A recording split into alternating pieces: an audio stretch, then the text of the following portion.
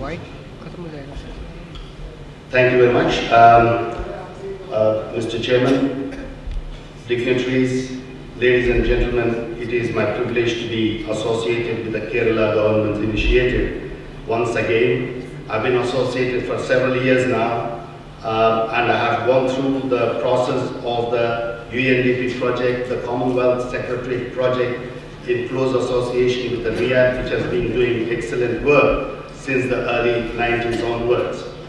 And in recent times, it looks like the Kerala experiment on the one hand, and what we are now seeing in the current financial crisis that the world seems to be facing, though I don't know why it is called the global financial crisis, whereas it has primarily been a North Atlantic financial crisis. When it happened in Asia, they called it as an Asian financial crisis, but when it happens elsewhere, it is called the global financial crisis.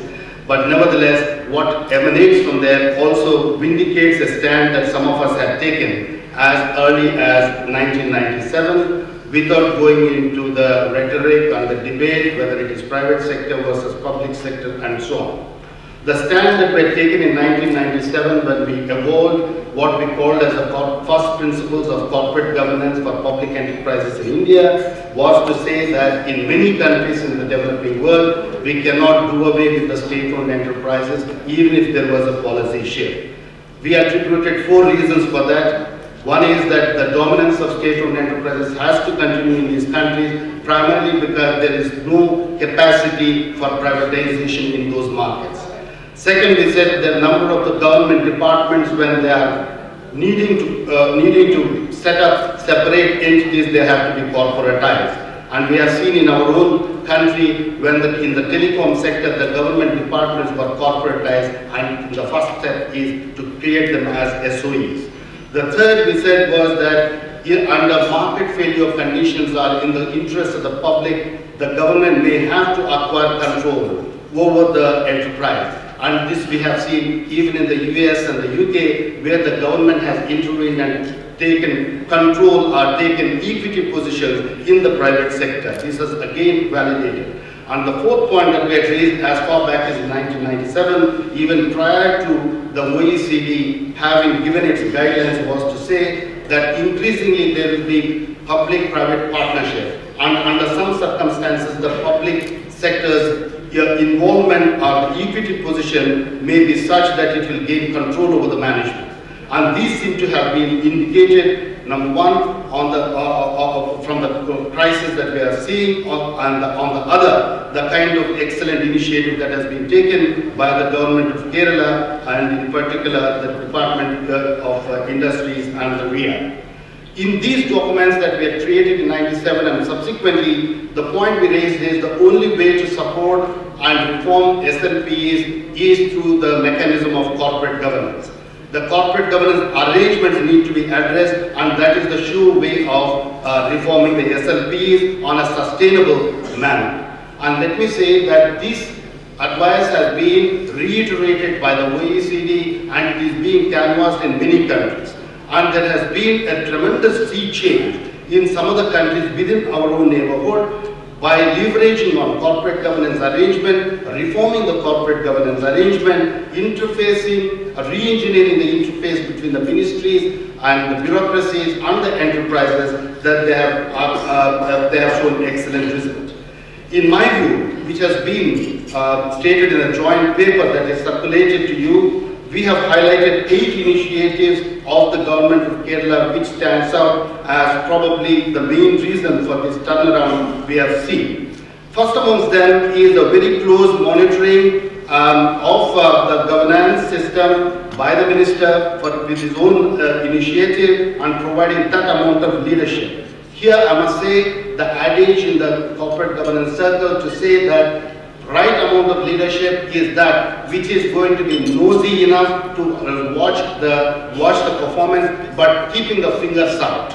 So nose in, fingers out. And that is the kind of a leadership that was provided, which meant that enough empowerment was given to the enterprise, enough amount of motivation that was provided by the ministry and by the minister himself and the bureaucracy to provide that amount of traction for these companies to move up and show those results.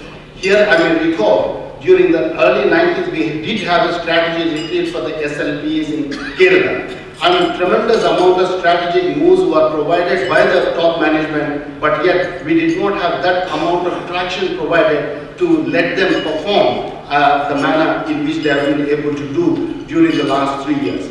This amount of monitoring, leverage again on the ICT technology, information and communication technologies provided by the RIA, increase the transparency, increase the accountability, and I think that increase in the accountability was an environment, in that environment is what has really moved the performance positively forward.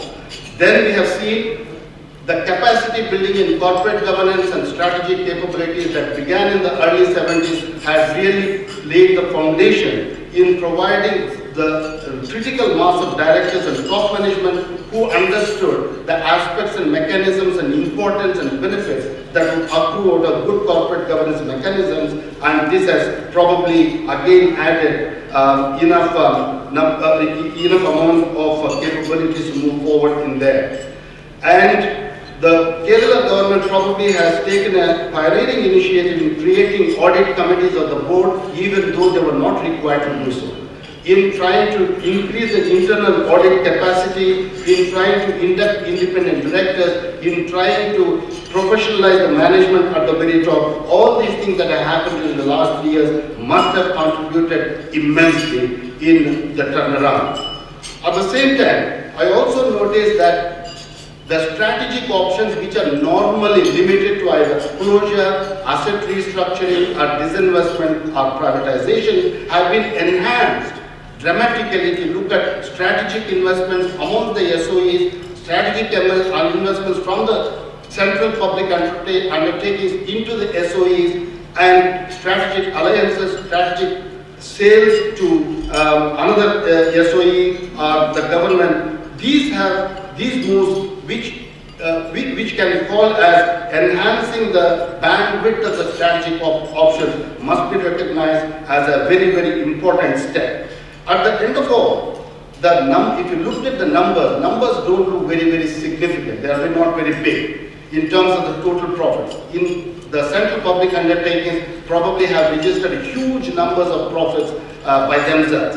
But what is in a way significant is the kind of direction that the Kerala initiatives have shown as a lead for other state level public enterprises and probably even for the central public enterprises. Here